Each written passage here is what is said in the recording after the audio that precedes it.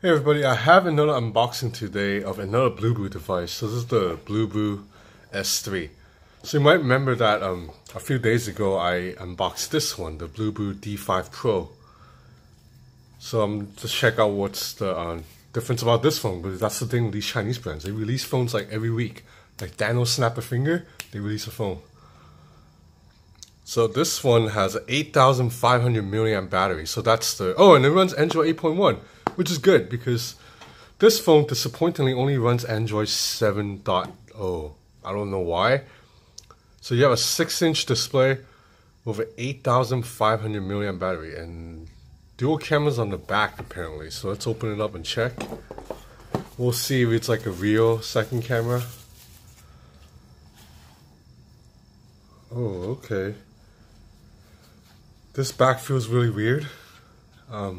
I'm not sure. I mean, this texture adds grip, but it feels a little bit weird. I think I prefer the D5 Pro.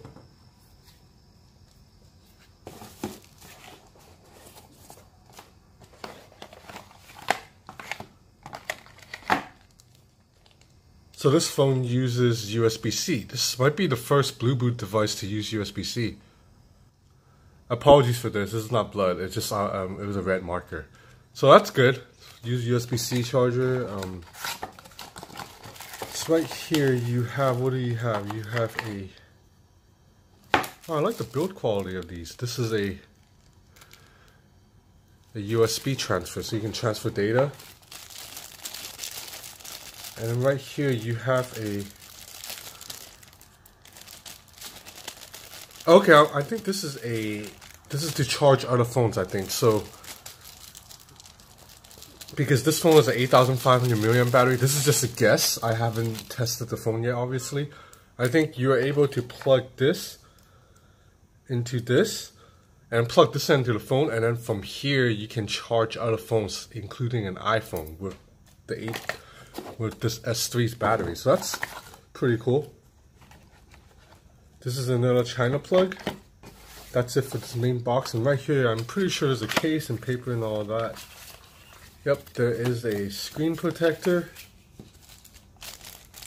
a dongle for a headphone jack, so that means this phone does not have a headphone jack, instruction booklets, and a soft case. I believe it's black. Oh, that's good, because I'm not a fan of this back. I might just put a case over it just to... Okay, this case is a little bit poorly designed. You see how loose it is right here? So right off the bat, this case is problematic. Okay, so this case can't be used. Yeah, I'm not a fan of this color too. It's like gold. I wish it was like black or silver. Let's peel off this part. You can check out the stickers. So you have a mic down below, speaker right here, volume rocker, power button, SIM tray, earpiece, selfie camera.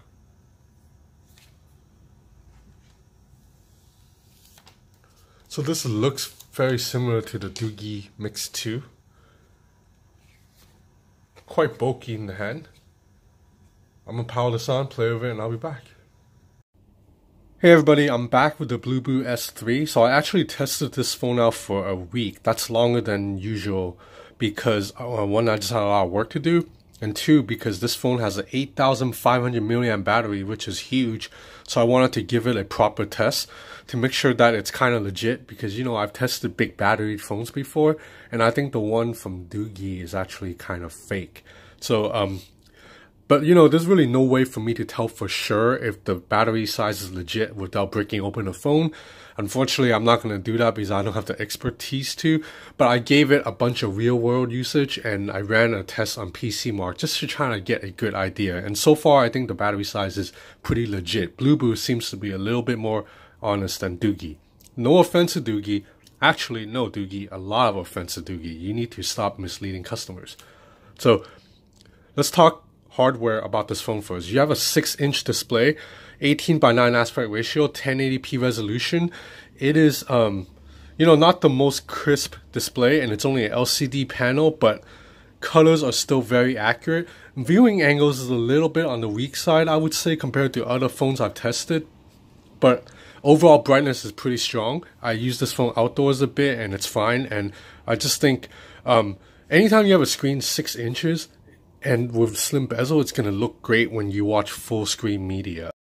So I'm overall very happy with the display. I do have a problem with that you can't get rid of these navigation buttons, but that's because this phone runs a very vanilla stock version of Android, which I'll get into later. So let's look at the rest of the hardware first. On the back, as I mentioned during the unboxing, you have this very textured back. That's very interesting. It adds a lot of grip, and I'm not a big fan of the gold color, but luckily Bluboo offers a black one that looks very sleek. I haven't seen that one in person yet, but I think it probably looks better than this one. So you do have dual cameras on the back, and again I tested it and it seems to be actual real dual cameras, so props to Bluboo. You have a 21 megapixel Samsung sensor, and then you have a secondary 5 megapixel sensor. On the front you have a selfie camera that's 13 megapixels. I generally don't care for selfie cameras, but it seems to be okay. Bottom of the device, you have a USB-C port and a single fine bottom speaker. So the second speaker grill is fake, but you do get a USB-C port, which is awesome. On the right, you have a SIM tray. At the top, you have 2 antenna lines. Pretty minimalistic looking. I don't mind them at all. And on the left, you have volume rockers and a power button. So overall, this is a very firm, sturdy, nicely built device, especially for the price range. I believe Bluboo is selling this normally at $199, aka $200 US, but I believe you can get it for $150 when there are deals. I'm not sure if the deal is still up. I'll look into it, but I believe it's between $150 to $200. And at this price range, you're getting a large screen, really solid build quality, and that giant battery. So, okay, what's the benefit of having a giant battery other than the fact that it can last you a long time?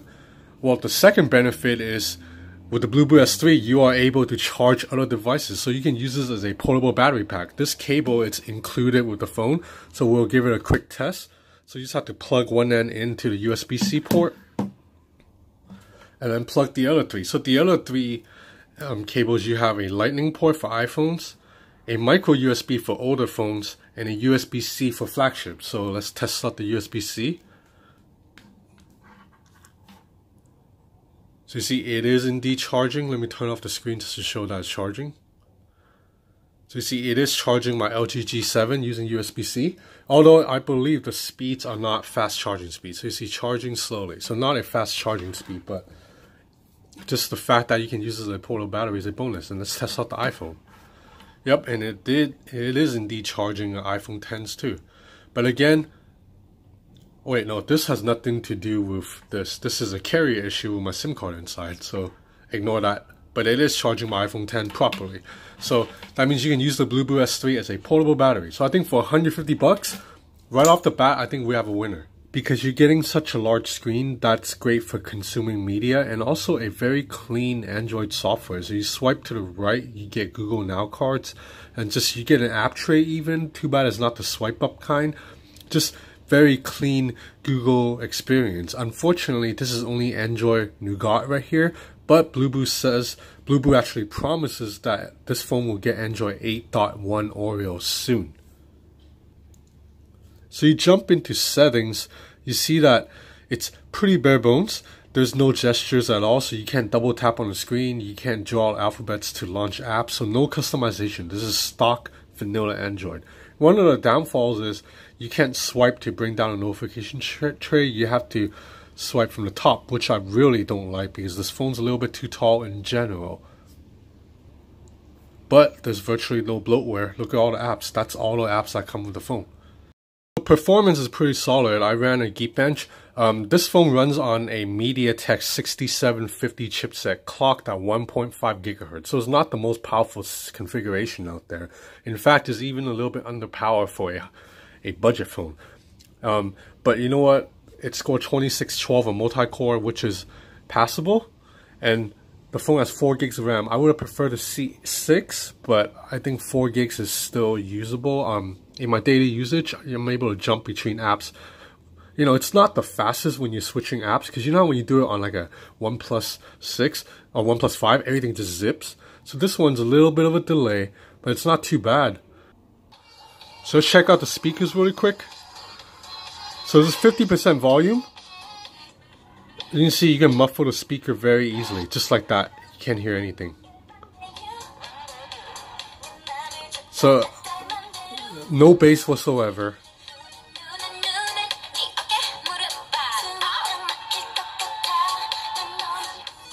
So there's no bass, but max volume, there's no distortion, which is good. So max volume is pretty loud and no distortion. But the speakers they are what they are. Unfortunately, this phone has no headphone jack, so you'll have to use a wireless earphone or a dongle, which comes with the phone, fortunately, in the box. So I forgot to mention this earlier, but the fingerprint reader works pretty accurately. It's a little bit too high up for me personally because this is a tall phone. I would prefer it to be a little bit lower, but once you get your finger on it, it does unlock your phone. Not the fastest, but not slow. So now let's talk about battery life. I ran a battery test on PC Mark, and you know, I've done this test before. What it does is it will drain a phone from 80% down to 20% by using every feature of the phone. Basically, it will play video, it will edit video, it will process video and process websites, load web pages, you know, do background processing, all of that until the phone drains to 20% battery. And usually with other flagship phones I tested on like the LG devices or Samsung or Huawei, I get about 4 to 5 hours before the phone drains from 80 to 20%. With this Bluboo, it lasted 9.5 hours, so that's pretty legit. So that means it's probably about right for an 8,500 milliamp battery. It's not like the Doogie BL12000, I believe. That phone claimed to have a 12,000 milliamp hour battery, but then it only lasted 8 hours on that same test.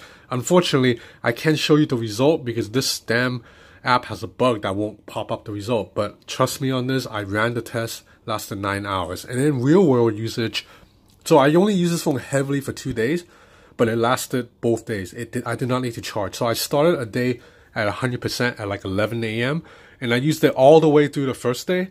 Ended the first day with like 56% battery, and then it went into the second day and it lasted all of the second day too. The second day I finished at like midnight and it still had like 15% battery, like 10% battery. So while Bluboo claims that this phone will last you 6 days, I don't agree with that. Maybe because I'm a heavy user, I would say this phone lasts you 2.5 days.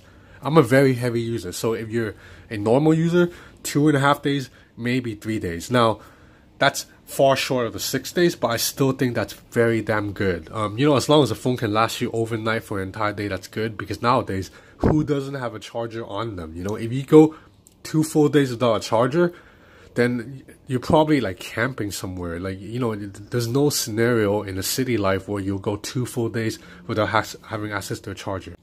So now moving on to the camera. As I mentioned earlier, this phone surprisingly has a legit second camera. I took some bokeh shots and actually, check this out. This is actually pretty legit. The depth of field effect around this disco ball, it's actually accurate.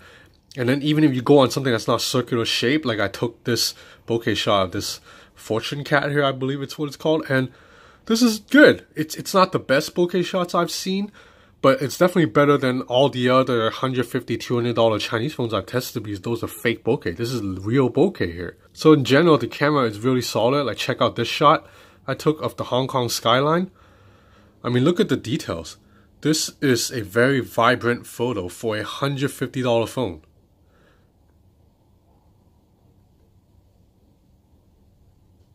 So once you zoom in, you see that there's not as much detail as you would get on, say, the Meizu 15 or a OnePlus 5T, you know, but compared to other phones at this price range, this is very good. Food shots turns out pretty dynamic too. So the shutter speed is a little bit slow. Focus is a little bit slow too, but overall no complaints for a phone at this price range. So you see the camera app, it's very bare bones, and actually some of the buttons are cut off because of this new aspect ratio that Bluboo probably didn't optimize. So overall, the Bluboo S3 is a very solid device. No real complaints. I applaud Bluboo for actually using a real second camera and a real 8,500 mAh battery. So this is the Bluboo S3. Thanks for watching.